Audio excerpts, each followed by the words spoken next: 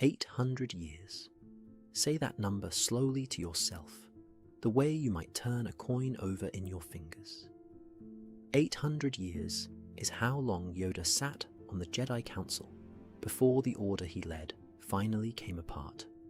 Not overnight, not in some sudden ambush, but slowly, the way a beam gives way after decades of quiet strain.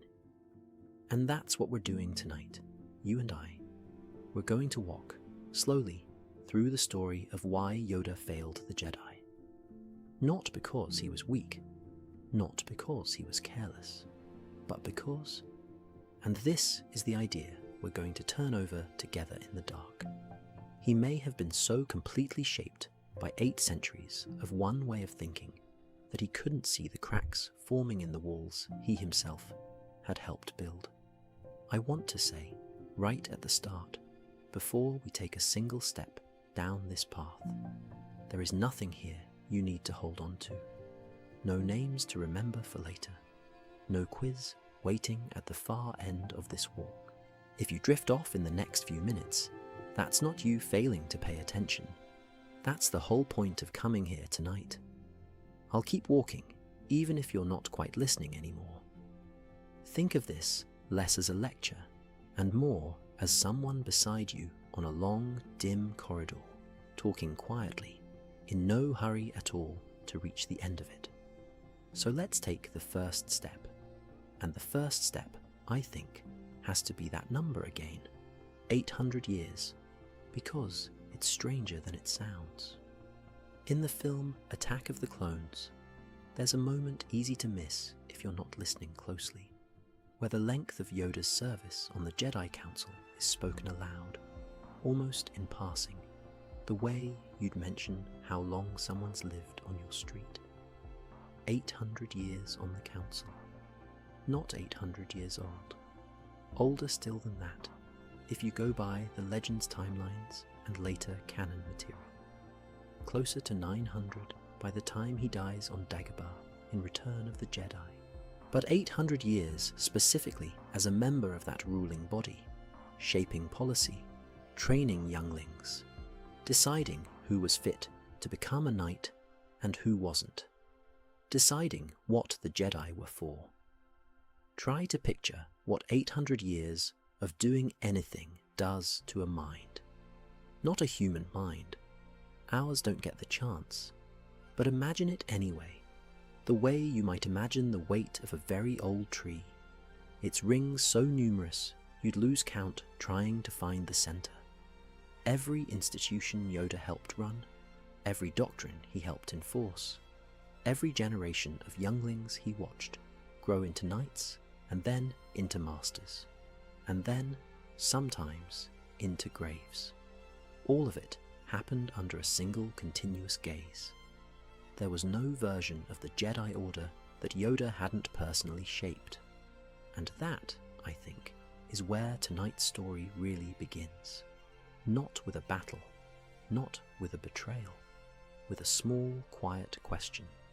What happens to a way of thinking that never has to answer to anyone older than itself? Let's keep walking, and let that question sit with us a while. I should say, gently, before we go further, this idea that Yoda's downfall came from the rigidity of his own thinking, rather than some external trick or trap, isn't a line spoken outright in any film. Nobody on screen says Yoda failed because he was too set in his ways. This is a reading, a theory, something fans have pieced together slowly across films and shows made 20 years apart, held loosely rather than as settled fact. So we'll hold it the way you'd hold a warm cup, not gripping it too tightly, just letting it rest in your hands as we go. The Jedi Council, as it's shown to us, wasn't really a democracy, and wasn't really a monarchy either. It was something closer to a very old, very slow-moving academic senate. 12 seats, most of them held for life, membership decided by the members themselves, in an organization that trained its recruits from infancy, and rarely, if ever, let anyone in from the outside once they were grown. If you were not identified as Force-sensitive as a baby, if you were not brought to the temple on Coruscant before you'd really learned to walk, the Jedi Order essentially had no place for you. Anakin Skywalker, brought to the Council at 9 years old, is treated in the films as almost dangerously old to begin training. 9. And this detail alone tells you something about how closed a loop the Order had become. It wasn't cruelty, exactly. It was just a system that had calcified. A system where the rules had been the rules for so long that nobody left alive could remember them being anything else, because nobody alive had been there when they were written. Except Yoda. Yoda had been there for almost all of it. And here's a small, strange detail I like sitting with. For all those centuries, Yoda is depicted as extraordinarily wise, and the films never really contradict that. He is wise in the sense of knowing the Force intimately, of moving through decades of politics and crisis with genuine insight.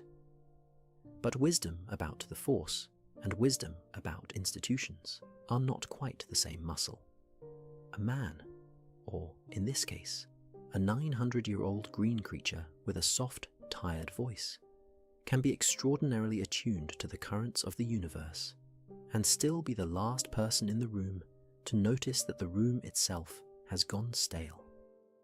So let's take the next step and look at where that staleness first shows itself, not in some big dramatic council chamber vote, but in one Jedi's very small, very stubborn disagreement, years before any of this comes to a head. That Jedi is Qui-Gon Jinn. If you've seen The Phantom Menace, you'll remember him as Obi-Wan's teacher, the one who finds Anakin on Tatooine and insists, against the Council's better judgment, that the boy be trained. But what's easy to lose in that memory is how much friction there already was between Qui-Gon and the Council long before Anakin ever entered the picture. Qui-Gon Jinn was known, this part is confirmed, established repeatedly across the films and the wider canon material, for following what's called the living Force. A philosophy that leans toward intuition, toward paying close attention to the present moment, toward trusting instinct even when it runs against doctrine. The Council, by contrast, leaned toward what's sometimes called the unifying force, a longer, more detached view, prophecy and pattern, and the wide arc of history, the kind of view you get comfortable with after 800 years of sitting above the fray rather than in it. You can probably already feel where the disagreement sits. Qui-Gon looks at a 9-year-old slave boy on a desert planet and feels something, feels it strongly enough to risk censure over it. And the Council, cautious, procedural, worried about attachment and about a prophecy they don't fully trust, tells him no. Not immediately and not permanently. Anakin is eventually tested and eventually trained, but only after Qui-Gon dies. And even then, the Council trains him with visible reluctance, Yoda himself voicing doubt, right up until the boy is accepted. It's worth pausing on that. The two men most instrumental in deciding Anakin Skywalker's fate were operating from two totally different philosophies of what the Jedi were for. One trusted a feeling in the moment. The other trusted 8 centuries of precedent. And precedent, in this particular case, was overridden only because a dying man's last wish carried enough emotional weight to move it, not because the system itself had grown any less rigid. Here's a detail that always strikes me as quietly poignant, and it's fully confirmed in the canon material that followed the films, particularly in the Clone Wars series. Qui-Gon Jinn, after his death, doesn't simply vanish into the Force the way most Jedi of his era are shown to. In an arc of Clone Wars, sometimes called the Force Priestess or Voices arc, it's revealed that Qui-Gon learned, being taught, it's implied, by ancient beings deeply connected to the Force itself, how to preserve his consciousness after death, how to keep some thread of identity intact even once the body is gone. And it's Qui-Gon who eventually teaches this same technique to Yoda, which means that the very Jedi the Council dismissed, whose instincts they treated as a little too undisciplined, a little too maverick, turns out to be the one who unlocks something none of the disciplined, patient, 800-year council members ever managed to find on their own. Yoda has to go to the outsider, after the outsider is already dead, to learn something the Order's own methods never surfaced. I find that detail worth sitting with quietly for a moment, not as proof of anything grand, just as a small human. Well, not human, but you know what I mean. A small, telling moment where the rigid center of the Order has to lean humbly on someone it once treated as slightly too loose, slightly too unpredictable to fully trust. There's no triumph in it. Yoda doesn't come away from that lesson looking vindicated. If anything, he comes away smaller, a very old, very powerful being, quietly taking instruction from the ghost of the one Jedi whose instincts he'd spent a career gently overruling. I like to imagine what that actually looked like in practice.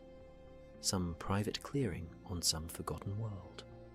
Yoda listening, really listening, the way he perhaps hadn't listened to Qui-Gon while the man was alive. There's a kind of grace in it, and a kind of quiet cost too, if you let yourself feel it. Let's keep walking a little further into this part of the woods, because there's a smaller detail here that I don't think gets nearly enough attention, and it's the kind of thing that rewards sitting still with it. The technique Qui-Gon passes on isn't really about power, in the way lightsaber forms or telekinesis are about power. It's about identity. It's about a being choosing, quite deliberately, not to dissolve completely, choosing to keep some flicker of I burning after the body is gone.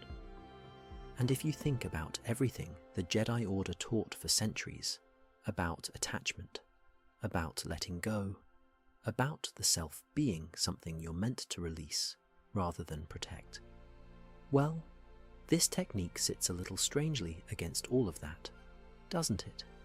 It's Force ghosthood, as fans often call it informally. That's not an official in-universe term, just shorthand people use. And it's really a kind of continuity. A refusal, gentle but real, to simply become part of the great undifferentiated flow the Order spent so long telling everyone to surrender to. There's a soft irony sitting right there in the middle of it, and I don't think it's an accident that the writers built it that way. The Jedi who cared the least about doctrine is the one who finds a way to preserve something the doctrine never really made room for. A self, however faint, however quiet, that lingers past the moment it was supposed to let go.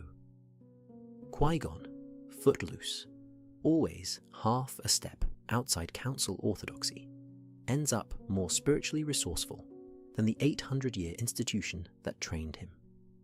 Yoda spends centuries being told, and telling others, that the self dissolves, that attachment is the danger, that you release what you love, and what you are back into the Force the way a wave returns to the sea. And then, near the very end of his own long life, he learns from Qui-Gon's ghost that dissolving all the way isn't actually the only option, that you can keep a small light on. Nobody in the council chambers, across 8 centuries of sitting in those tiered seats, had apparently found that door. It took the maverick, and it took him dying first, to open it. I want to pause here for just a moment, gently, and ask you something. Not because I need an answer, just because I'm quietly curious. The way you get curious about strangers on a train. Whereabouts in the world are you listening from tonight? What country? What part of it? And what time is it there right now, in your particular dark room, under whatever blanket you've got pulled up? I like thinking about that, if I'm honest. All these different rooms, in all these different time zones, all these different kinds of quiet, and somehow this same slow voice drifting through each one at exactly the moment someone needed it to. Maybe it's the deep middle of the night where you are. Maybe it's absurdly early, that strange pale hour before anyone else is awake, and you're the only one stirring in your whole street. Wherever it is, whatever time it says on the little glowing clock by your bed, I like that you're here. You don't need to answer anything, obviously. Just a nice thing to wonder about as we keep walking. Let's drift back now, because there's another piece of this same forest worth stepping into, and it circles back, not to repeat what we've covered, but to widen it a little. If Qui-Gon's philosophy was quietly proven right by the fact that his method outlived the council that dismissed it, it's worth asking what else the council dismissed during those same centuries. The things that never got a Clone Wars arc to redeem them. The things that just stayed dismissed. And that's really where this story starts pointing somewhere heavier, toward a young Togruta Jedi, decades later, standing trial in front of the same kind of chamber, being told, in effect, exactly what Qui-Gon had once been told. That her instincts didn't matter as much as the process did. That's the next room. Let's step into it slowly. So, the temple bombing. That's the actual event underneath the trial, and it's worth sitting with the specifics for a second, because the specifics are what make it land. This happens in the 5th season of the Clone Wars, a real story arc, not fan invention. Someone plants a bomb inside the Jedi Temple itself, in the hangar, and it kills a number of clone troopers. A nurse named Letta Termund is arrested for it, and Ahsoka Tano, still a Padawan at this point, still Anakin Skywalker's apprentice, is the one assigned to investigate, because she's good at this kind of thing, because Anakin trusts her instincts the way Qui-Gon once trusted his own. She goes to interrogate Letta Termund in her cell, and while she's there, someone poisons Letta before she can talk. Ahsoka is the last person seen near her. The evidence, circumstantial as it is, starts pointing at Ahsoka herself, that she was somehow involved, that she had a hand in the bombing, in the murder, in a conspiracy nobody in the temple can quite make sense of yet. And here's the detail I keep coming back to. The small one. The one that's easy to skate past if you're only half paying attention to the plot. Ahsoka runs. She's frightened. She's 17 years old in every way that matters, even if Togruta aging doesn't map neatly onto human years, and she bolts from the temple rather than face the accusation. And the council, Yoda among them, sitting in that same tiered chamber he'd occupied for centuries, makes a decision. They expel her, not suspend her, not quietly investigate while she stays under their protection. They formally remove her from the Order, mid-crisis, before guilt or innocence has even been established, and they hand her over to the Republic's military justice system to be tried as a civilian, which means she loses the very thing that might have protected her: Jedi due process, Jedi representation, the presumption that one of their own deserves the benefit of the doubt while the truth is still being sorted out. I don't think that's a small thing. I think that's the whole chapter, really, compressed into one procedural decision made in a hurry by frightened, well-meaning people. The Order that spent 800 years insisting it was patient, that it didn't rush to judgment, that it weighed things slowly and carefully. In the one moment it mattered most, with one of its own children standing accused, it moves fast. It protects the institution first. It hands her to strangers. The trial itself is handled by a military tribunal, not the Jedi at all, which tells you something about how far she's already been pushed outside the circle by the time anyone actually examines the evidence properly. Padme Amidala, of all people, ends up doing real detective work alongside Anakin and Ahsoka herself to find the true culprit. And it turns out to be Barriss Offee, another Jedi, a Padawan close to Ahsoka's own age, someone who'd grown quietly disillusioned with the war, with what the Order had become, with the idea that peacekeepers were now generals marching clone armies into a fight that never seemed to end. Barriss confesses, right there in the courtroom, in front of everyone. And it's not a villain's monologue. It's closer to grief.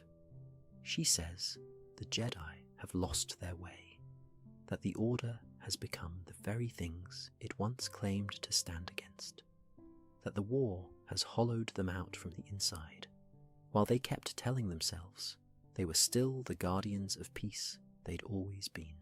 If you're getting sleepy right about now, that's exactly right. Nothing here needs holding on to. There's no test waiting at the end of any of this, and if a name or two slips past you into a dream, that's fine. That's actually the whole design of tonight. And here's the part that I think matters more than the confession itself. Once the truth comes out, once Ahsoka is formally completely cleared, Yoda and the Council offer to reinstate her. Full membership, back to being a Jedi Knight in training, as if the whole episode could simply be folded shut and set aside. And Ahsoka says no. She stands in front of them, the very people who'd handed her over so quickly, and she walks away from the Order entirely, on her own terms this time, not as someone expelled, but as someone choosing to leave. She hands back her lightsabers. She just leaves. And the show lingers on Yoda's face in that moment. And it's not smug or cold. It's something quieter and sadder than that. Something closer to a man watching a decision made correctly, a fair distance too late to matter. If tonight's the kind of thing that's working for you, and you find you'd like more of these long, slow ones to fall asleep to later on, following along is a nice, easy way to have them waiting. But that's just a small aside, and we can let it go now and keep walking. Because what I find myself circling, lying here, thinking about all this, the way you do with a story that won't quite let you go, is how completely this rehearses what came before it. Qui-Gon, decades earlier, had his instincts dismissed by that same kind of institutional caution. Told his read on a small boy on Tatooine wasn't the sort of thing the Council could act on. Not without process. Not without the proper channels being followed first.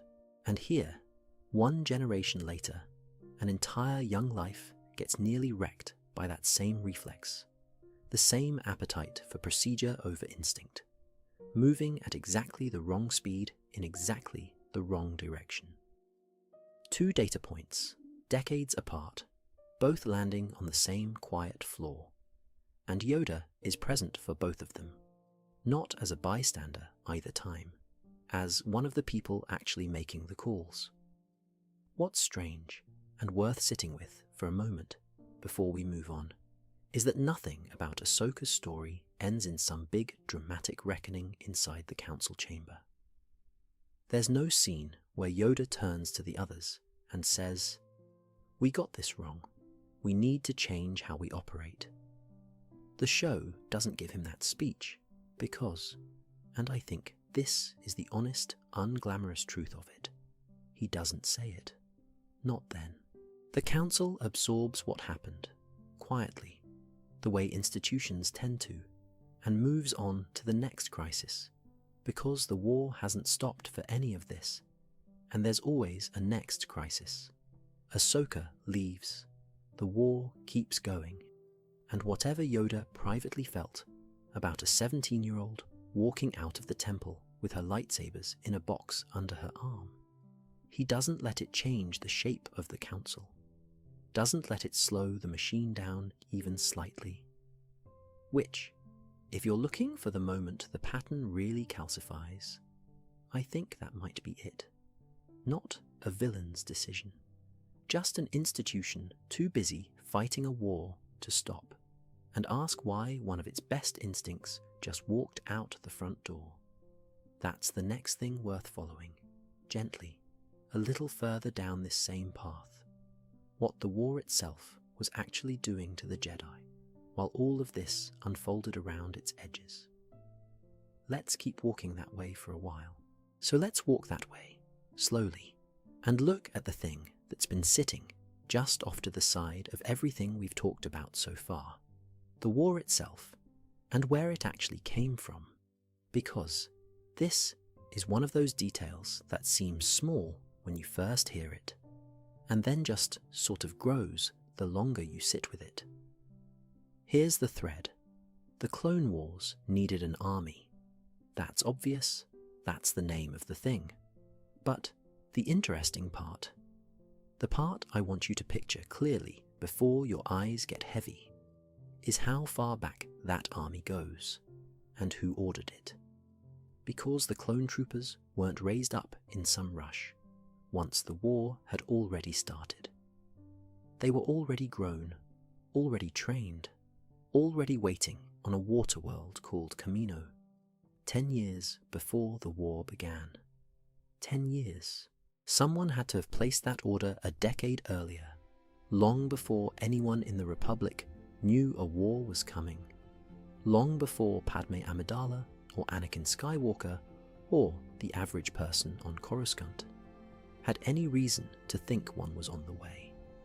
And the name attached to that order is a Jedi Master called Sifo Dyas. This part is confirmed. It's right there in the films, and in Attack of the Clones specifically. The Jedi discover, mid-war, that the army they're commanding was commissioned a decade before by a master who, it turns out, had died before the order was even placed, which is the sort of detail that should stop a whole room of very wise, very old beings in their tracks. Someone used a dead Jedi's name and authority to quietly build an army that would, 10 years later, become the entire military backbone of the Republic. And nobody on the council caught it. Nobody flagged it. It sat there, buried in requisition records for a full decade, while the war that would eventually need that exact army was still just a shape forming somewhere out past the edge of what anyone could see. Now, who actually placed the order, using Sifo Dyas's name, is something the films leave genuinely open, and I want to be careful here and just tell you plainly what's confirmed and what isn't. Because this is exactly the kind of thing where fans have spent years filling in the gaps with theories that feel almost certainly right, but were never quite nailed down on screen. The strong implication, the one nearly everyone settles on, points toward Dooku, a former Jedi Master himself, someone with the standing and the old friendships to make a request like that land quietly, without raising alarm. That's the widely held read, but I want you to hold it the way I'm holding it, loosely, as the theory nearly everyone converges on, rather than a fact stated outright. Because the films themselves stop just short of saying it in so many words. What isn't a theory, though, what's just there, plainly in the story, is what those clones actually were, underneath the armor and the identical faces. They were built to be loyal, not loyal the way a soldier chooses to be loyal, weighing an oath against a cause and deciding to keep it. Loyal the way a machine is reliable. They were grown from the DNA of a bounty hunter named Jango Fett, aged at twice the normal rate, so they'd be ready sooner, trained almost from the moment they could stand. And this is the detail I keep circling back to, lying here thinking about it. Engineered from the start toward unquestioning obedience. That phrase turns up plainly in how they're described. Unquestioningly loyal, not brave, not devoted, not any of the words you'd use for a soldier who chose this life. Just built that way, the loyalty installed rather than earned. And inside that obedience, quietly, sat something worse. Every clone trooper had what's called an inhibitor chip fitted into his brain, and for the length of the war, it did nothing at all. It just sat there. It let each of these men, and by every account in the stories, they were men, with names some of them chose for themselves, senses of humour, quiet friendships, grief when a brother in the unit didn't come home. It let them live out an entire war as something like people, and then, on a single order, transmitted the same instant across 1,000 different battlefields, on 1,000 different worlds. That chip did the one thing it was built for. It told them their Jedi generals were now enemies of the Republic, and it told them to open fire. That's Order 66, and the mechanism behind it, the chip, not a change of heart, not a mutiny, nothing anyone chose, is confirmed. It's part of the actual account of how it happened. So sit with the shape of that for a second, because I think it's worth sitting with. The Jedi didn't just fight a war they were led into. They fought it, standing shoulder to shoulder, for years, with an army that had already been fitted before a single shot was fired, with the exact mechanism that would end them. The betrayal wasn't planted partway through the war. It was built into the soldiers on day one, on Camino, a decade before anyone even knew there'd be a war to fight.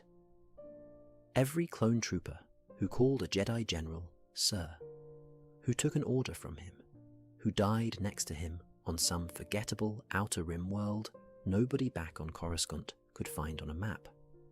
All of that happened with the ending already sitting quietly in his skull, waiting for a signal that hadn't been sent yet. And Yoda commanded troops through the entire length of that war. He led clones into battle on Geonosis, right at the very start of it. That's the battle the war effectively opens with, and kept leading them, world after world, for years after that, right up until the order finally came, and the men following him turned, on Kashyyyk. In that same instant, it was happening everywhere else. He was one of the very few Jedi who survived that moment, who felt the chip fire in the men around him and lived past it. Which means he isn't reconstructing this afterward from reports. He was standing in it. He felt, in real time, an army he had trusted for years become a weapon aimed at him, because the aiming had been built in long before he ever gave the first order. Here's the part I find myself turning over the most, though, more than the betrayal itself, which, in a strange way, is almost the less interesting piece once you've sat with it a while. It's the timeline. 10 years before the war. A decade of quiet, of nothing visibly wrong, of an army simply existing on a remote world while the galaxy went about its business unaware. Whoever set that in motion wasn't reacting to anything. They were building toward a moment they knew, with total confidence, was still years off, patient in a way that's almost unsettling to think about. The kind of patience that doesn't panic, doesn't rush, just lays a single piece down and waits, for a decade, for the rest of the board to catch up to it. And the Jedi across that same decade, were doing what the Jedi always did: meditating, training younglings, settling disputes, keeping the kind of watch that assumes the shape of the future will look roughly like the shape of the past. Nobody was looking for a war that hadn't started yet. Nobody was checking why an order placed under a dead man's name a decade earlier had gone unquestioned. The Council's whole posture for that stretch of years was one of careful, deliberate calm, which is usually the right posture for keepers of the peace to have, and which, just this once, happened to be exactly the wrong one, because, on the other side of it, someone patient was already building the thing that would end them. That's the peace worth carrying forward as we keep walking.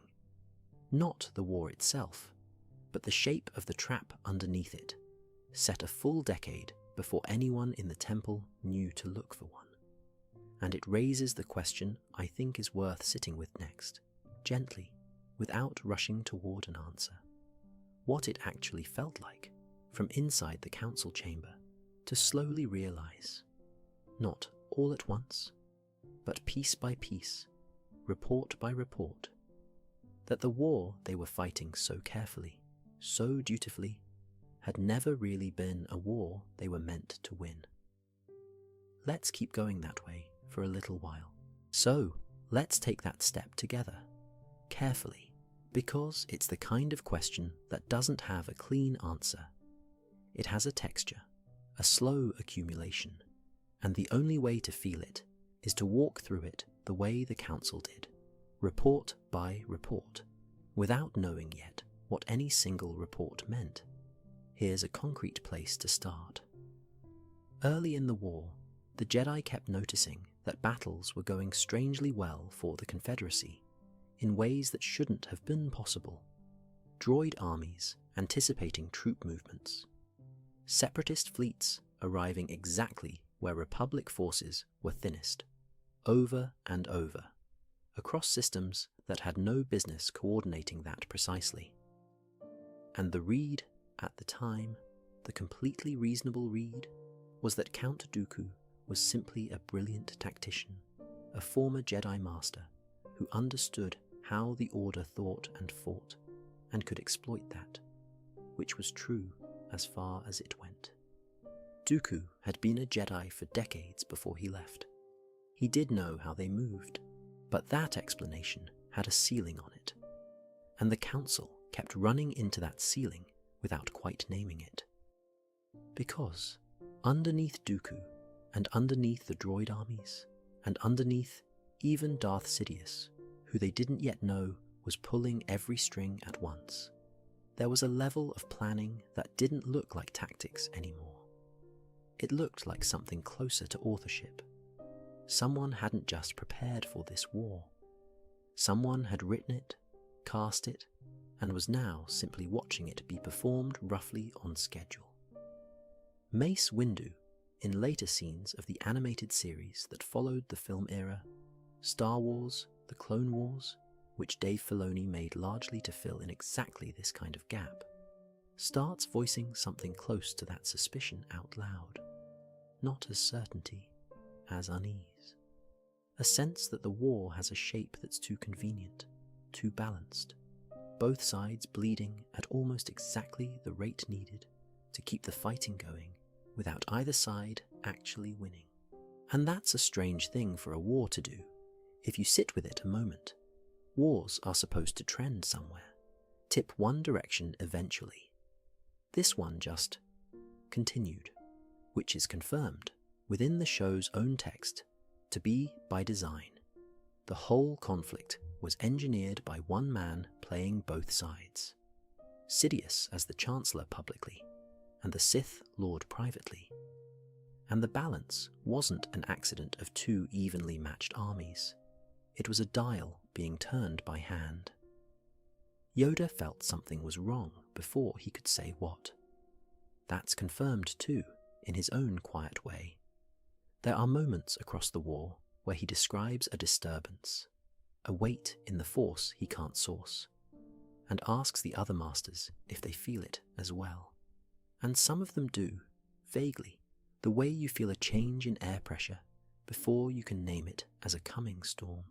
But feeling that something is wrong isn't the same as knowing what to do about it.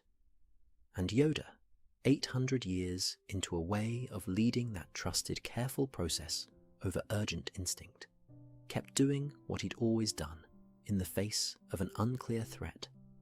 He waited for it to clarify. He gathered more information.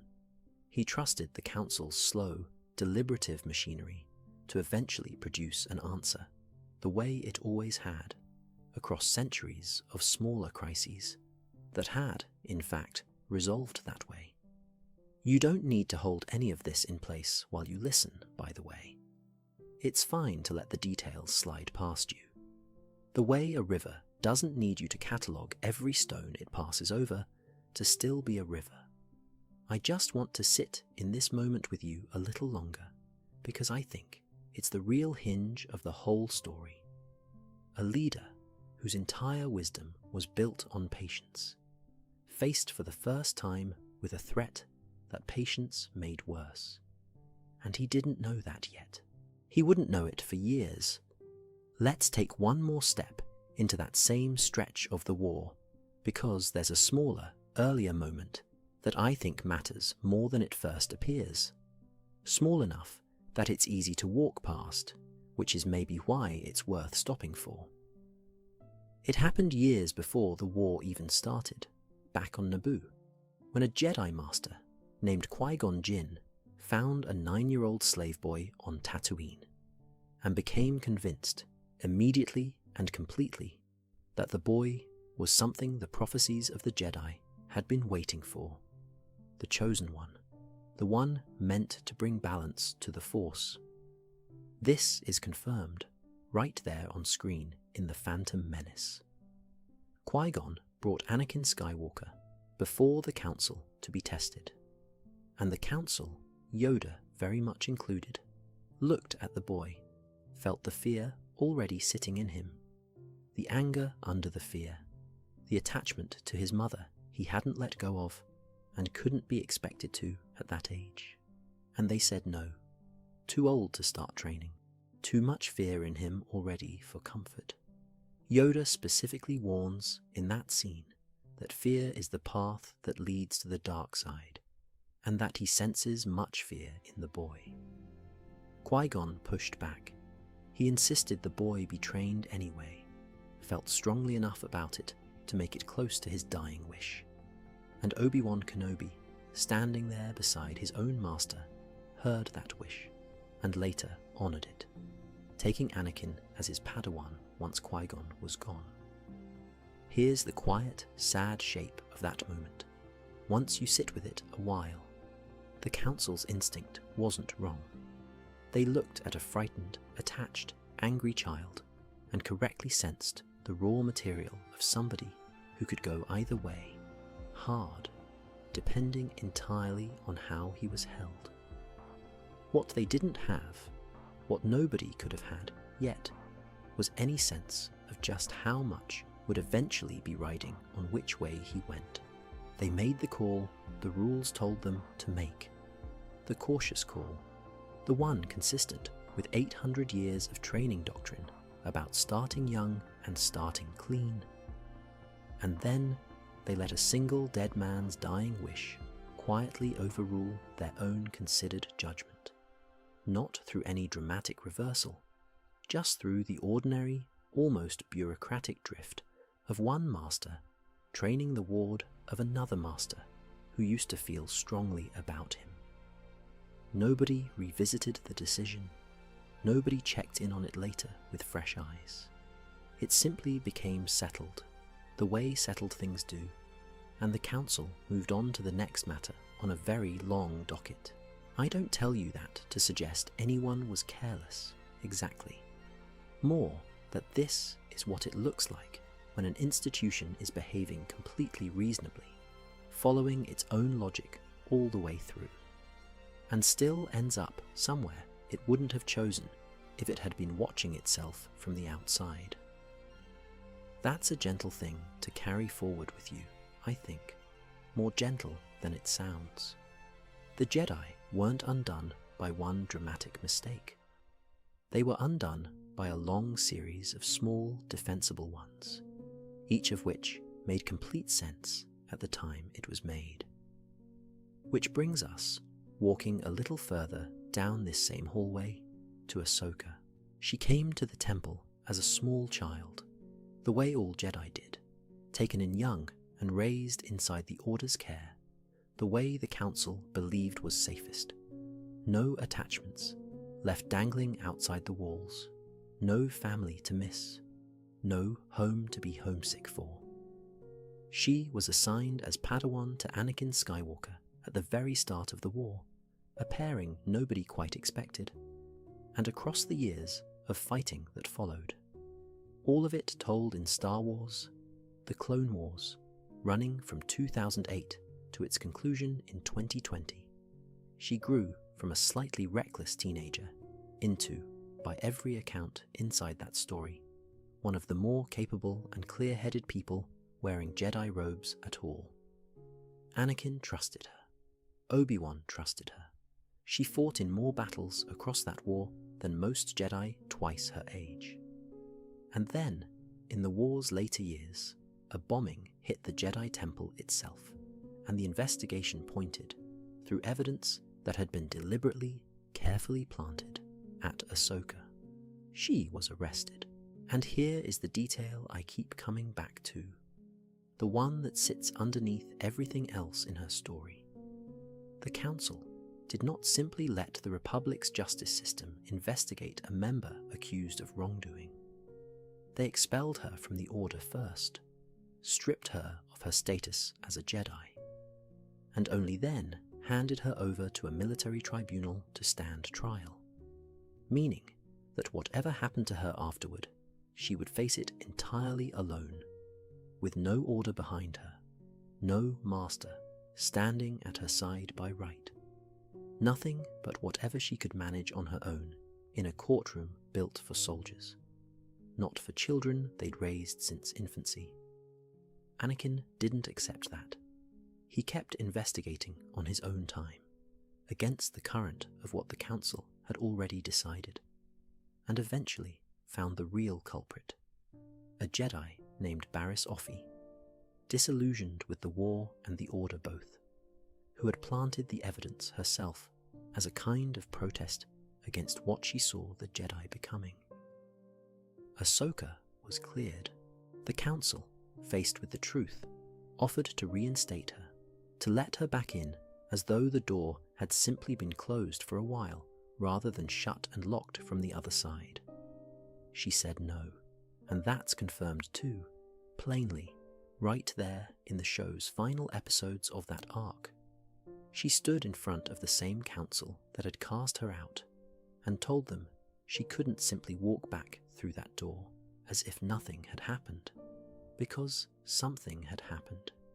She'd learned in the space of that trial exactly how quickly the thing she'd trusted completely would abandon her the moment it became inconvenient to keep believing in her. That's worth sitting with for a moment before we take the next step.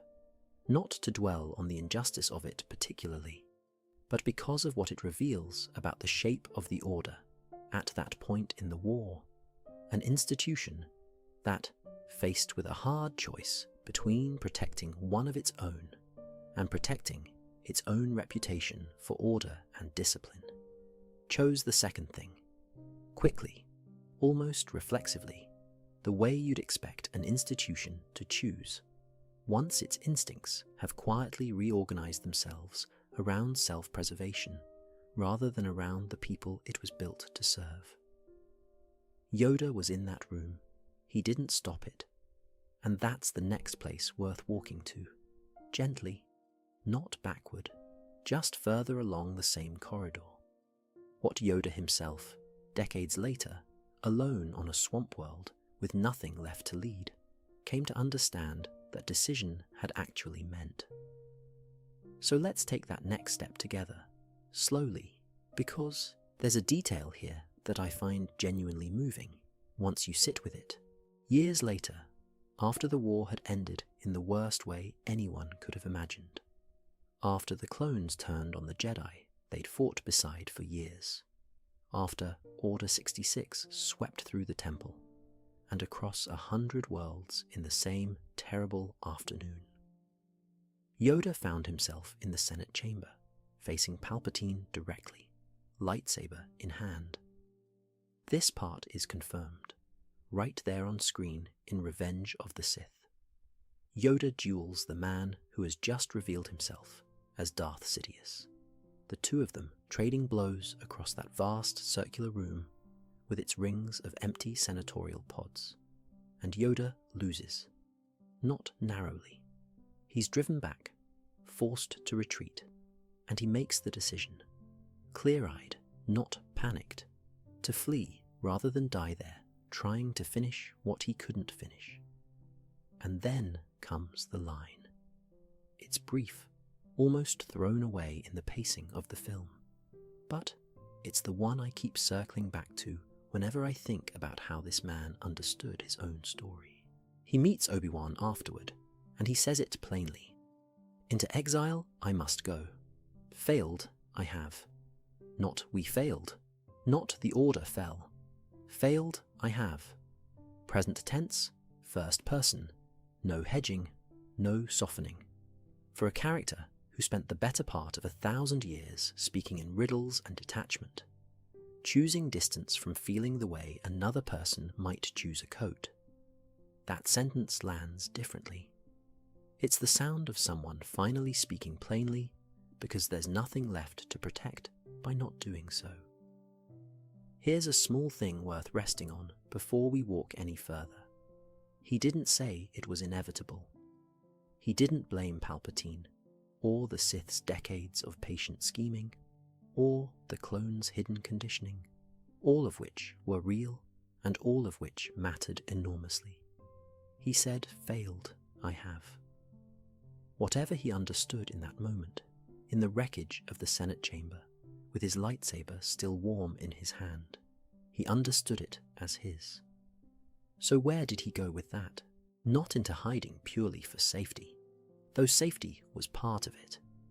There was a Sith Lord now ruling the galaxy, and a former Jedi Master would have been worth killing on sight. He went to Dagobah, yes, eventually, that swamp world thick with fog and strange gnarled trees, and he stayed there for 19 years. But before the swamp settled into its long, quiet stretch, something else happened. Something a little stranger, and, I think, a little more revealing about what he was actually doing with those years. And this part comes from the Clone Wars material, the arc sometimes called the Lost Missions, made and released later, but set during the war itself. So, let's walk back into it for a moment before we come forward again. During the war, Yoda began hearing a voice he recognized, calling to him from somewhere beyond ordinary perception. The voice, he came to believe, of Qui-Gon Jinn, dead for over a decade by that point, killed on Naboo by Darth Maul in the very same duel that first put the Sith back on the Council's radar. And Yoda, cautious as ever about what he couldn't verify, didn't simply accept the voice at face value. He investigated it the way you'd investigate anything unusual and uncertain, carefully, methodically, following it through a series of trials that took him first to a remote monastery and eventually to Moraband, the ancient homeworld of the Sith, of all places, a graveyard planet thick with the memory of exactly the kind of power the Jedi had spent their whole existence opposing. And there, in visions and tests that the show renders as genuinely unsettling rather than triumphant, he came face to face with what seemed to be Qui-Gon himself, and learned from him. This is the part that lands hardest if you let it. How a person might retain their identity, their sense of self, even after death, so as to return as what the films later call a Force ghost.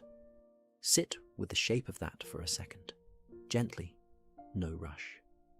12, 13 years earlier, this same man had sat on the council and listened to Qui-Gon argue that a small boy on a desert planet deserved training despite being too old by the Order's own rules, that his instincts about the boy mattered more than the rulebook did, and the council, Yoda included, had said no. Essentially, we'll allow it grudgingly, but we don't trust your reading of this. And now, with Qui-Gon a decade dead, and the galaxy sliding toward catastrophe, Yoda goes looking for him. Not for tactical advice on the war, not for help planning a battle. He goes looking for him to learn something about death and identity and what persists. The exact kind of instinctive, unorthodox, faintly heretical wisdom that Qui-Gon had always seemed to carry a little outside the Order's official channels, and that the Order, including Yoda, had always treated with a kind of polite, structural suspicion. It's a strange, quiet irony, and the show doesn't underline it or make a speech about it.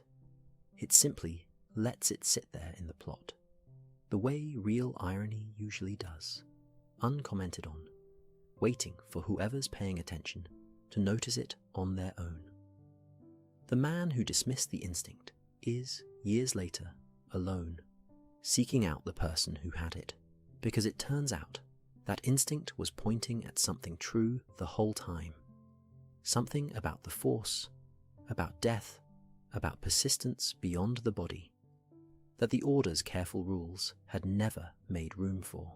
And when the exile finally comes, when Yoda settles onto Dagobah for those 19 years of quiet, that thread doesn't end. It's part of what he's doing out there in the fog, alongside the watching, alongside whatever grief a 900-year-old being allows himself.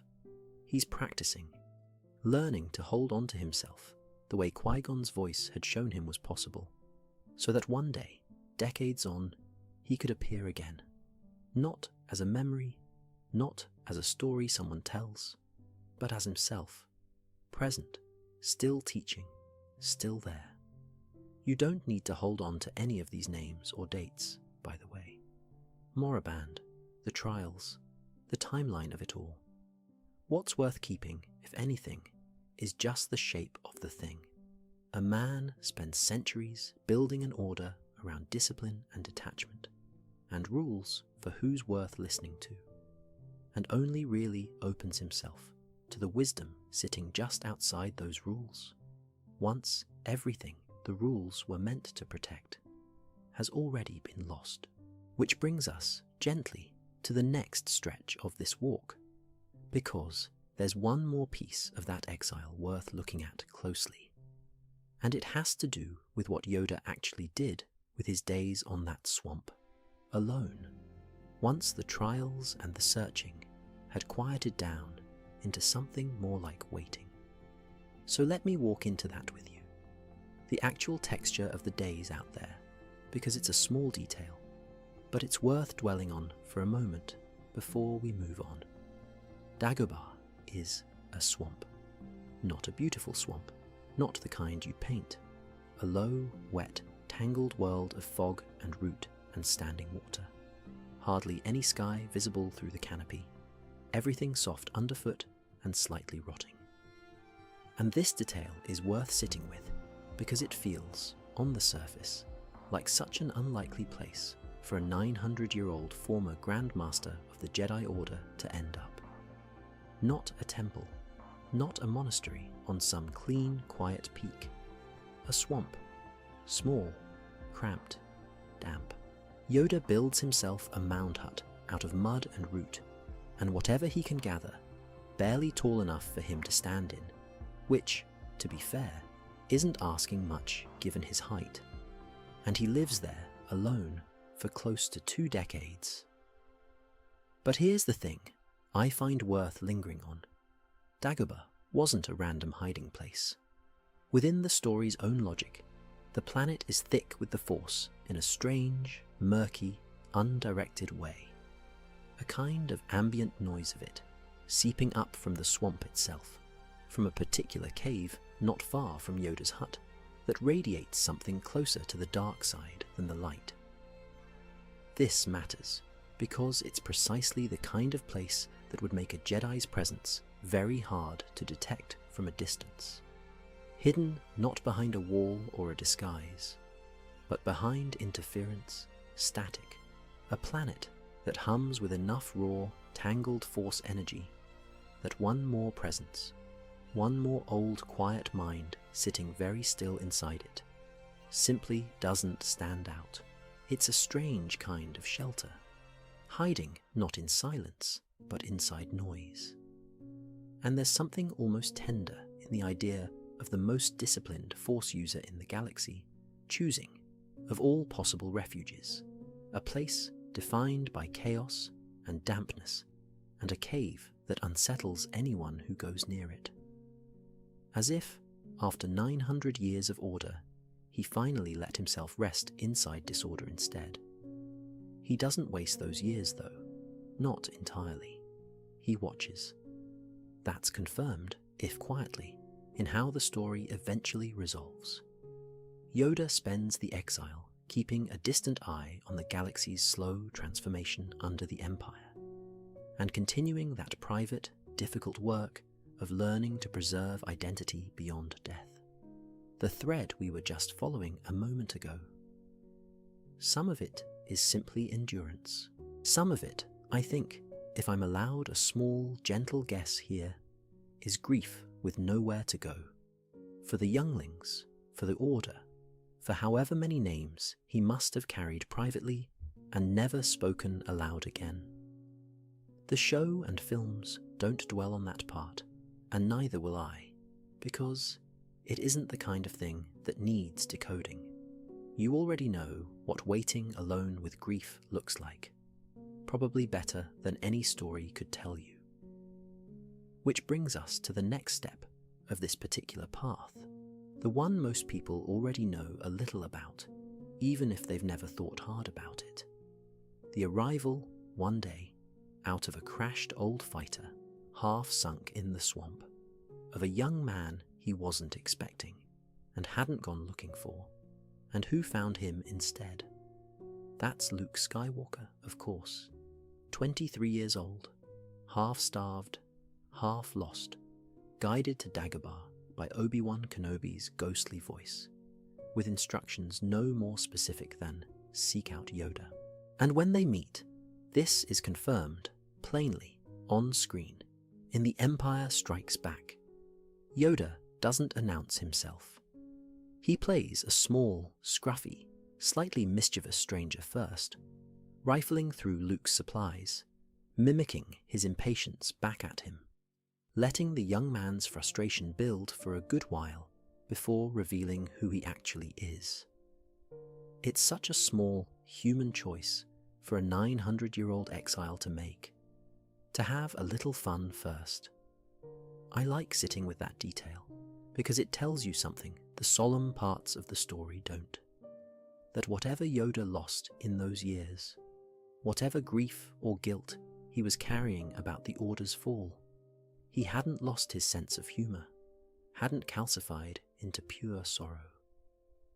There's still a person in there, teasing a frightened, grieving young man in a swamp, before agreeing reluctantly to train him. And the training itself, when it starts, is worth a slow look too, because it's a very different kind of teaching than anything we've walked through so far tonight. Compare it, for a moment, to the council chamber on Coruscant. The tests, the rules, the age limits, the formal weighing of whether a child deserved a place in the Order. None of that exists on Dagobah. It's just the two of them, in the mud, and Yoda teaching almost entirely through doing, rather than doctrine. Having Luke carry him on his back through the swamp while balancing, having him stand on one hand, having him reach for calm instead of effort.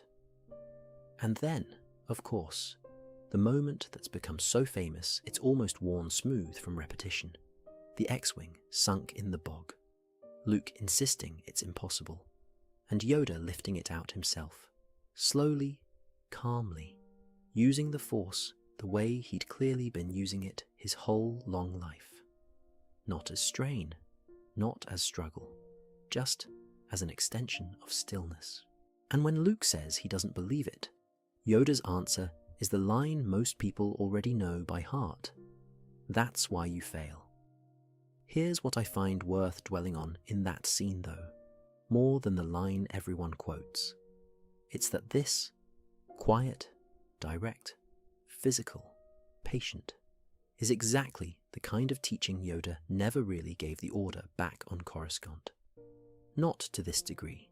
Not one-on-one, unhurried, built around a single student's fear and doubt, rather than a whole generation's discipline. In 800 years on the Council, Yoda was an institution, a presence at the head of a room full of masters, a voice in policy, a keeper of rules applied evenly across thousands of younglings funneled through a single training system. On Dagobah, with nothing left to administer and no council left to sit on, he becomes something smaller and, in a way, more honest. One old teacher, one frightened student, no audience, no rulebook, just the actual work of it. It's tempting to wonder, gently, whether that's the shape of teaching he might have leaned toward all along. If 8 centuries of institutional weight hadn't required something more uniform, more rule-bound, more concerned with consistency across an entire order than with any one person's particular fear. I don't think the films make that argument outright. That's me thinking out loud beside you, not a fact from the record, so hold it loosely, the way you'd hold any late-night thought that feels true but isn't provable. But it's hard not to notice the contrast. A man spends most of a millennium building and defending a system, and then, once the system is gone, and there's no one left to answer to but himself, and one desperate young man teaches in almost the opposite way, small, intimate, patient, willing to let Luke fail and get frustrated, and storm off into a cave against direct advice. Because sometimes the lesson has to be lived rather than legislated. That cave, by the way, the one thick with the dark side we mentioned a moment ago, Yoda actually sends Luke into it, warns him to take nothing with him, no weapons, and Luke goes anyway with his lightsaber in hand, because of course he does. What happens inside is small and strange, and doesn't need much unpacking here at 1 in the morning. Luke faces a vision of Darth Vader, strikes the mask off in the fight, and sees his own face looking back at him from inside the helmet. Yoda never really explains it afterward. He doesn't need to. It's confirmed as one of the more quietly unsettling character beats in the whole saga, a warning about what Luke might become if fear and anger lead him, delivered not as a lecture, but as an experience Yoda simply allowed to happen, trusting Luke to sit with it rather than be told what it meant. Which, again, is such a different mode of teaching than anything we saw from the Council.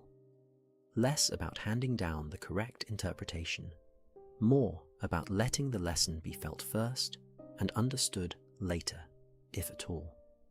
The training doesn't finish. In the end, that's part of the story too, and it's confirmed plainly on screen. Luke leaves Dagobah early, against Yoda's wishes, when he senses his friends are in danger on Cloud City. And Yoda, watching him go, says something quiet and almost resigned about how, if Luke rushes off now, he'll be unprepared, that he still has much to learn. And Luke goes anyway. It's a small echo, if you want to hear it that way, of everything we've walked through tonight. An old master offering counsel rooted in decades of careful judgment, and a younger person choosing instinct and love over patience and doctrine. The exact tension that ran through Qui-Gon's disagreement with the Council all those years earlier, just replayed now in miniature, in a swamp, between two people who actually like each other. Yoda doesn't get the chance to finish that particular argument either. Luke does come back to Dagobah eventually, in Return of the Jedi, to complete the training, and it's there, some time later, that Yoda's own story reaches its quiet end. This part is confirmed plainly in the films. Yoda, by then visibly frail, tells Luke there is nothing more he can teach him, and that Luke will face Darth Vader again, and must confront him. And then, lying in a small bed inside that same mud hut he'd lived in for nearly 2 decades, he simply stops. 900 years old, the text tells us plainly, the oldest member of the Order by a wide margin, dying the way he seems to have decided to live out his exile, quietly, without ceremony, with almost no one there to witness it except the one student who mattered most in the end. His body fades and disappears as he dies, becoming one with the Force in front of Luke's eyes. The same trick, the same hard-won discipline he'd gone looking for a lifetime earlier. That night, when he sought out the memory or the ghost of a Jedi Master the Council once dismissed as unorthodox. He learned it. He used it. It worked. And his very last words to Luke, right before that, this is confirmed too, word for word, in the film, aren't about the Empire, or the war, or strategy of any kind. They're about family. He confirms that Leia is Luke's sister, that there is, in his own phrase, another Skywalker. That's it. That's the last piece of counsel the man who once sat at the head of the Jedi Council for 8 centuries chooses to leave behind. Not a rule, not a warning about attachment, not a reminder about detachment or discipline, or the dangers of fear. Just the truth about who Luke's family actually is, offered plainly, without conditions. If you want a small, quiet way to hold everything we've walked through tonight, I think that might be it. Not as a neat conclusion, because none of this was ever really building toward one, just as a shape worth noticing on the way out. A man builds a council around distance and detachment, and the careful weighing of rules dismisses the instincts of the people closest to him, when those instincts run counter to the doctrine. Watches the whole structure fall in a single terrible day he never saw coming, and spends his last chapter alone in a swamp, then briefly with one student he came to love, undoing almost everything about how he used to teach. Less rule, more trust, less doctrine, more honesty, even about the parts that are painful, even at the very end, when the truth he chooses to leave behind is simply about who belongs to whom. That's the whole of it, really. Not a story about a wise old master who got everything right from a great height, but about someone who spent 800 years enforcing a way of seeing the galaxy, lost almost everyone he was responsible for, and only in exile, stripped of the title and the temple and the council chamber, found his way back to something smaller, softer, and maybe truer than any of it had been before. You don't need to carry any of that forward with you. If you're still here at all, the swamp, the cave, the last words about a sister found and named. If any of it's still drifting somewhere behind your eyes as you go under, let it be that last small image, an old teacher, out of rules for once, just telling someone the truth because it was kind and it was time. Rest well. Let the rest of it go soft at the edges and sleep. One more small step before we actually let this go, if you're still here. just a little further down the corridor, past the room we thought was the last one. Because there's a detail about how all of this was actually made that I think is worth pausing on before we stop for the night. The scene where Yoda teaches Luke on Dagobah, and the scene much later where he dies in that small hut with the fire burning low. Those weren't animation, not back then, not in 1980 or 1983. They were puppetry, real physical puppetry, built and operated by hand, on a set built at EMI Elstree Studios, just outside London, in a swamp that was constructed indoors, under studio lights, out of materials that had nothing to do with any actual bog anywhere on Earth. The mist you remember, if you remember it at all, was manufactured. The murky water Luke wades through was a tank, and Yoda himself, small, green, impossibly expressive for something made of foam and cloth, needed more than one pair of hands to exist at all. This part is well documented, confirmed by the people who were there.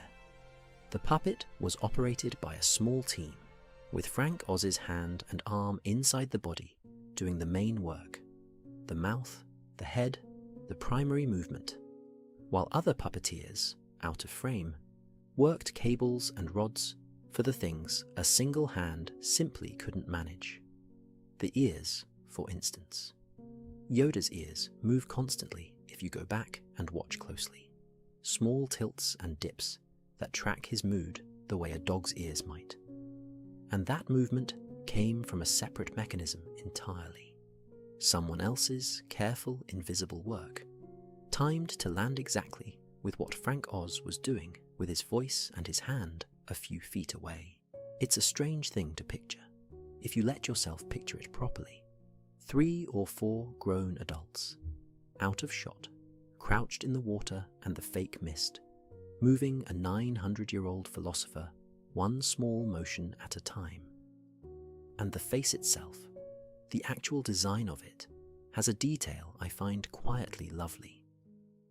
It was built by a man named Stuart Freeborn, who'd already spent decades as one of the great creature and makeup artists in British film. He'd done the ape work on 2001, A Space Odyssey years before this, and when Lucasfilm asked him to design a 900-year-old Jedi Master, Freeborn is on record, in interviews given over the years, describing how he drew on 2 faces in particular. One was his own. There are photographs of Freeborn where the resemblance to Yoda, especially around the eyes and the folds near the mouth, is honestly a little startling once someone points it out to you. And the other, by his own account, was Albert Einstein.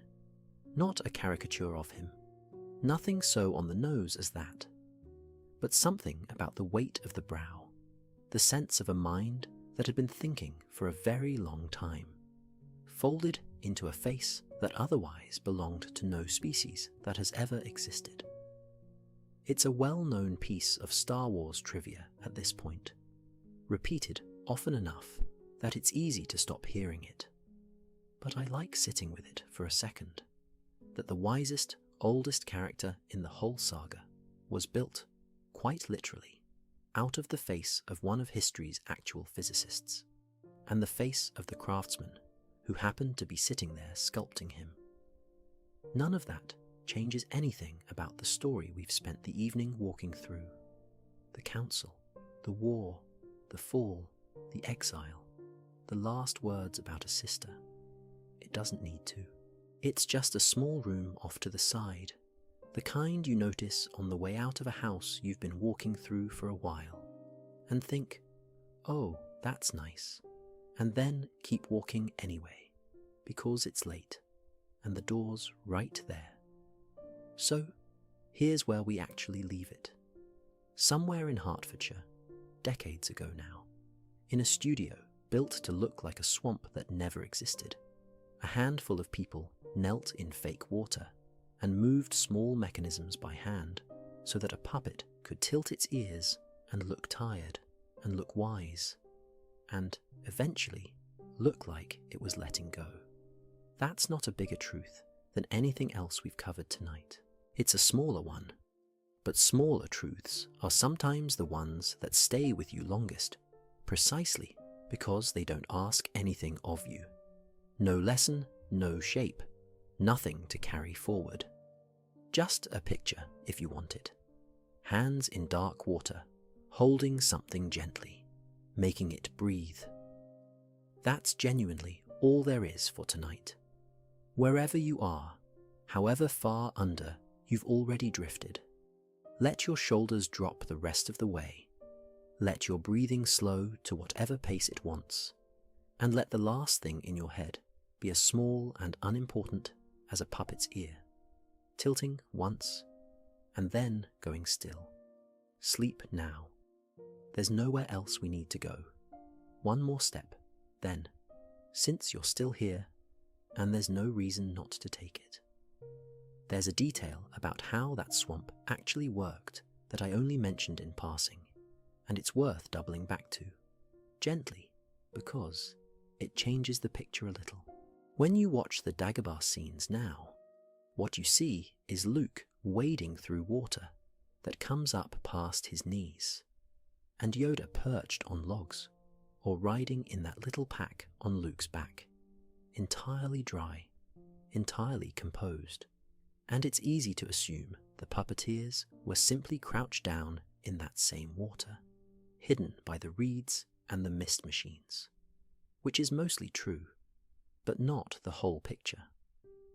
On a lot of swamp creature productions from that era, the crews would actually cut a trench into the floor of the soundstage itself, a channel running under the visible set, so that the people operating a puppet from below could stand or kneel at a slightly lower level than the water the camera was seeing, out of the frame entirely, sometimes submerged themselves, breathing carefully, staying still for long stretches so as not to disturb the surface. It's the kind of thing you'd only know from behind-the-scenes documentaries made years later, crew members and effects technicians describing it afterwards almost as an aside. The way people talk about jobs that were exhausting at the time and funny only in hindsight. I like picturing it that way. Not just hands in shallow water, but a second, hidden floor built specifically so that grown adults could vanish into a swamp that only existed on a soundstage in Hertfordshire for the sake of 9 seconds of a puppet turning its head. And here's the smaller thing inside that smaller thing, the detail I actually want to leave you with. The voice performing all of it, every line Yoda has ever spoken, from that swamp in 1980 all the way through to the prequels decades later, belongs to one man, Frank Oz, and it never stopped being him. Long before Dagobah, Oz had already spent years as one of the principal performers behind Jim Henson's Muppets. He was Miss Piggy, he was Fozzie Bear, he was Grover, and there's something quietly touching about that lineage, if you let yourself sit with it. The same hands and the same voice that gave warmth to a diva pig and an anxious bear were the ones reaching up into a puppet meant to carry 900 years of patience and grief.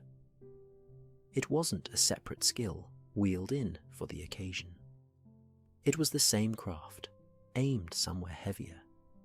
By the time the prequels came along, and Yoda needed to do things the original puppet never could, walk unaided across a room, spar with a lightsaber against Christopher Lee's Count Dooku in a scene from Attack of the Clones that surprised a lot of longtime fans, purely because of how physically capable he suddenly was. The character shifted, mostly, to computer animation. The puppet didn't vanish entirely, and there's been more than one account over the years of productions going back to a practical version of Yoda, where they could, preferring the weight and presence of an actual object in the room over something built later in a computer. But whichever version was on set, the voice underneath it stayed the same. Frank Oz, decades on, still reaching for that particular cadence. The pauses, the inverted grammar, the small dry amusement folded into almost everything Yoda says.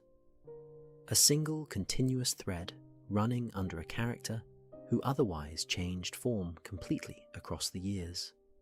The puppet giving way to code, the swamp giving way to a dueling arena, and none of it mattering very much, because the voice never moved. That's a nice place to actually stop, I think. Not because there's nothing left in the room. There's always something left in a room like this one. Some other small hinge you could open if you wanted to keep walking. But because it's late, and this detail has the right shape for an ending, quiet, a little unexpected, asking nothing further of you. So let that be the last thing tonight. Not the fall of an order, not a war designed by people it took decades to notice, not an exile on a swamp world, just a voice, one man's voice, carried without a break across a very long stretch of years, under a puppet, and then under nothing at all but light. You don't have to hold on to any of it. Let it settle the way the mist settled over that fake water, slow and low, and not going anywhere in particular. Rest well, let everything else go soft at the edges, and sleep. There's one more room, actually. I said the last one had the right shape for an ending, and it did. But you're still here, apparently, and so am I, and there's no reason not to open one more door before the lights go all the way out. This one is about hands. Specifically, how many of them it took to make a single small green puppet lean forward, blink, and speak a single line of dialogue in that swamp in Hertfordshire. Because, here's the thing, nobody quite pictures when they imagine Frank Oz playing Yoda. It wasn't one man alone under a table with his arm up through a hole, the way you might picture a sock puppet, cozy and singular. The actual Yoda puppet used in The Empire Strikes Back needed several people operating it at once, in the same small space, at the same time out of frame, often crouched or lying in deeply uncomfortable positions for the length of a take. Frank Oz operated the head and the right hand, and gave the voice.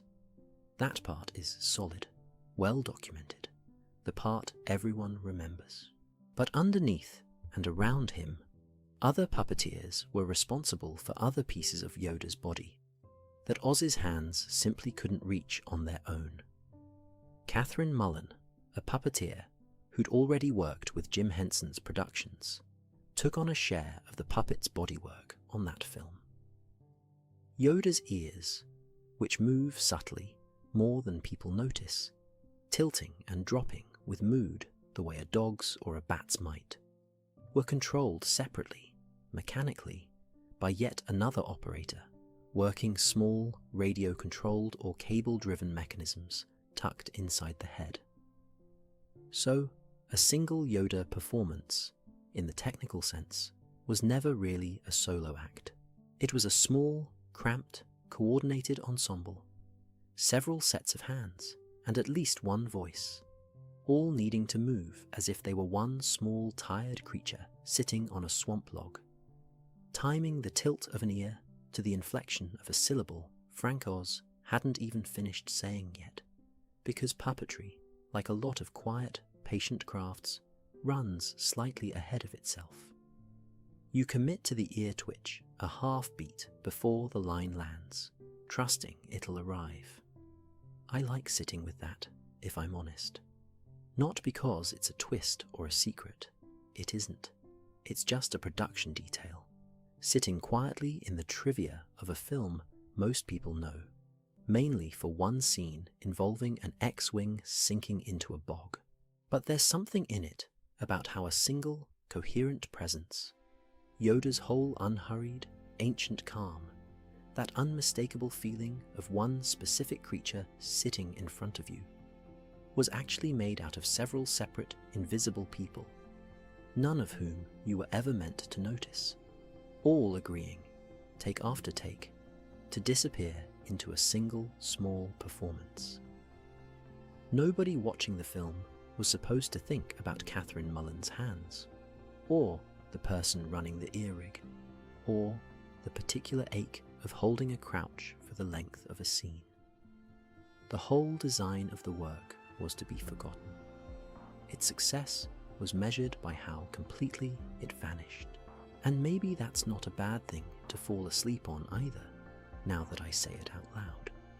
The idea that some of the most convincing, most whole-seeming things you've ever watched were quietly built out of several tired, careful, uncredited people working in the dark just out of frame, agreeing without much fuss to let the illusion take the bow instead of them.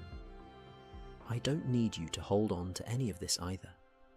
It was always just a smaller room, off the main one, and now we've stood in it a minute and looked around. Wherever you are, the hour's gotten later still, and that's fine. That's the whole design of tonight too. One quiet room after another, with no particular need to reach the last one. Rest well. Let the ears stop twitching. Let the hands rest. Let it all go soft and still and dark. Let's take one more small step, just a short one, and then we'll stop walking altogether. There's nowhere left to arrive at tonight, and that was always the plan. We've wandered through a few rooms, Yoda's, the Council's, the ones just off to the side that most people never think to check, and none of it needs filing away.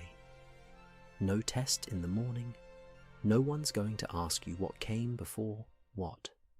You can let the order of things blur, let the names soften into just a general warmth, a feeling of having been somewhere old and quiet for a while.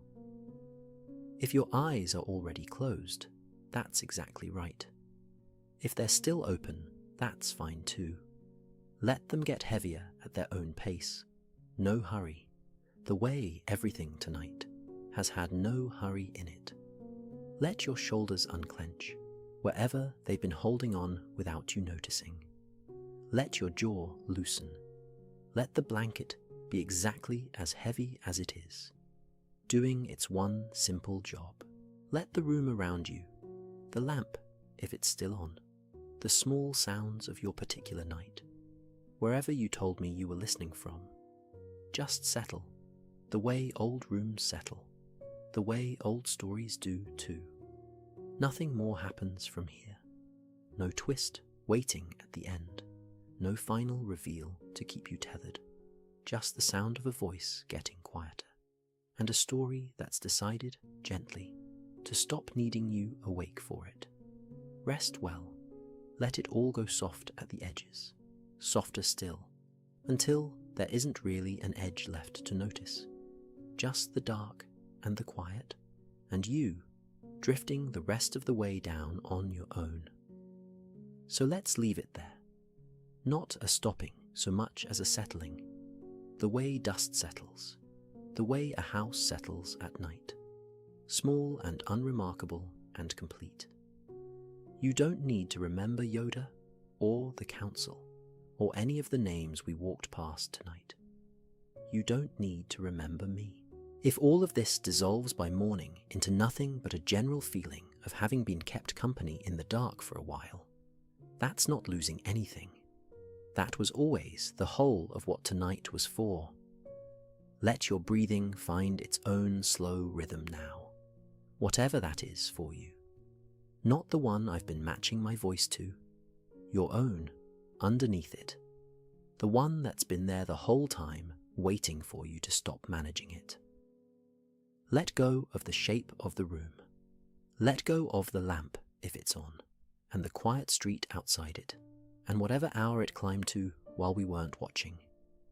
None of it needs holding. Rest well. Let the jaw stay loose. Let the hands stay open. Let the last of the thinking go quiet, the way a house goes quiet. One small sound at a time, until there's only the one you're not really hearing anymore. Let it all go soft at the edges. Softer. There's nothing left to arrive at, and nothing left to carry. Just the dark now, and the quiet. And you, already most of the way gone. Sleep well? Sleep well, truly?